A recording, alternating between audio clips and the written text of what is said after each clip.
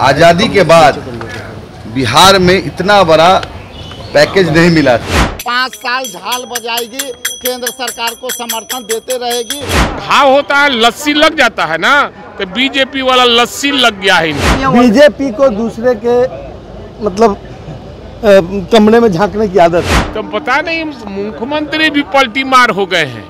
आज बोलते कुछ है, कल बोलते कुछ है, परसों बोलते कुछ है। हमको लगता है जो मांगते हैं वो खुद समझते नहीं है जो क्या मांग रहे हैं। ट्रांसपोर्ट माफिया लोग को उसमें टैक्सेशन के जो है मजा मिलेगा। इसे 9वीं अनुसूची में डालने की अनुशंसा भी उसी समय कर दी गई। मतलब इस बार पूरे केंद्रीय बजट में बिहार में बहार और आरक्षण की सीमा सिर्फ बढ़ाई नहीं गई, उसका बजावता अधिसूचना करके उसे लागू भी कर दिया गया। मैं समझता हूं कि वो इस आदत से उसको बाज आना चाहिए। क्या हो गया कि आरक्षण को 9वीं सूची से हटा दिया गया? मिथिला में बाढ़ आती है, उसके लिए उन्होंने आर्थिक मदद दी। 27,000 करोड़ रुपया उन्होंने हाईवे के लिए दिया। 24,000 करोड़ रुपया भागलपुर में पिरपैती के लिए, राजगीर, गया, वैशाली, दरभंगा में एक सुपर एक्सप्रेस हाईवे। मतलब इस बार पूरे केंद्रीय बजट में बिहार में बहार, इसके लिए हम सभी लोग आदरणीय प्रधानमंत्री जी के लिए कृतज्ञता ज्ञापित करते हैं और माननीय मुख्यमंत्री जी को भी धन्यवाद देते हैं कि मुख्यमंत्री जी ने भी प्रयास किया और ऐसा केंद्रीय बजट आया। देश के वित्त मंत्री निर्मला सीतारमण जी जो बजट पेश किया है, आज़ादी के बाद बिहार में इतना बड़ा पैकेज नहीं मिला था। 59,000 करोड़ कभी नहीं मिला। तो हम लोग आज विधान परिषद में खड़े होकर आदरणीय प्रधानमंत्री नरेंद्र मोदी जी और बिहार के यशस्वी मुख्यमंत्री नीतीश कुमार जी को बधाई दे रहे हैं कि ये बिहार सरकार और मुख्यमंत्री नीतीश कुमार की पहल पर ही जातीय गणना कराई गई, आरक्षण की सीमा बढ़ाई गई और आरक्षण की सीमा सिर्फ बढ़ाई नहीं गई, उसका बजावता अधिसूचना करके उसे लागू भी कर दिया गया।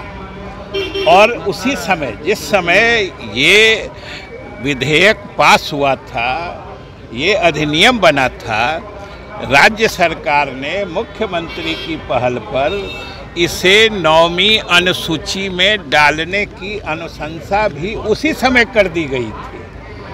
तो 65% आरक्षण जिसकी मांग कर रहे हैं वो राज्य सरकार इसी सदन में नियम बना के सभी दलों की सहमति से पास करा चुकी है, लागू करा चुकी है।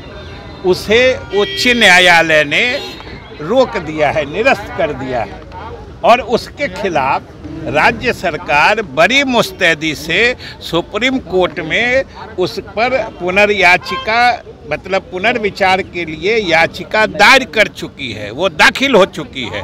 और हम लोग मुस्तैद हैं कि सुप्रीम कोर्ट से जो हाई कोर्ट ने उसे निरस्त किया है, हम लोग उस आदेश को निरस्त करा दें जिससे गरीबों के हक में जो आरक्षण की सीमा बढ़ाई गई है वो बिहार में लागू रहे। वो हम लोग कर रहे हैं, 9वीं अनुसूची में डालने की प्रक्रिया बढ़ा रहे हैं।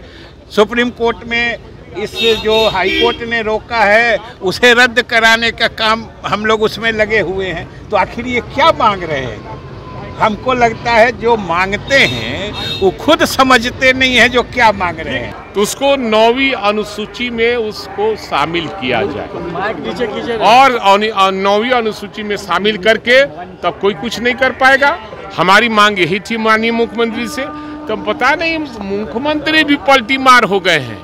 आज बोलते कुछ है, कल बोलते कुछ है, परसों बोलते कुछ है। पता नहीं इनको भी थोड़ा सा एगो घाव होता है, लस्सी लग जाता है ना, तो बीजेपी वाला लस्सी लग गया है इनको। ये भी पलटी मार दे रहे हैं। बीजेपी को दूसरे के मतलब कमरे में झांकने की आदत। मैं समझता हूं कि वो इस आदत से उसको बाज आना चाहिए। सबसे बड़ी बात है नीयत की। सिस्टम में प्रिविलेज क्यों छूट जाता है? नियम तो बहुत सारे बने हुए हैं और उसके बावजूद अपराध पर अपराध हुआ चला जा रहा है। इतने सीरियस इशू पर जो बिहार को विशेष राज्य का दर्जा नहीं मिला, इस बड़े सीरियस इशू को डिफ्यूज करने के लिए इस तरह की बातों को निकाल कर और ये डिफ्यूज करना चाहिए। और एक एक्सप्रेसवे दे करके, एक पुल दे करके आप जो है बेरोजगार का अवसर, आप रोजगार का अवसर को बंद कर दिया। आप यहाँ इंडस्ट्री आने का अवसर को बंद कर दिया। अब हम बिहार सरकार यहाँ 5 साल झाल बजाएगी, केंद्र सरकार को समर्थन देते रहेगी और बदले में उनको झाल बजाने के लिए मिलेगा। लेकिन एक्सप्रेसवे बनाने से कोई रोजगार नहीं मिलेगा। ये जो है ट्रांसपोर्ट माफिया लोग को उसमें टैक्सेशन के जो है मजा मिलेगा। फिर क्या हो गया कि आरक्षण को 9वीं सूची से हटा दिया गया? गांव हो या शहर या सत्ता की लहर या छीना जा रहा हो अधिकार, आपकी आवाज बन रहा बिहार जोहार।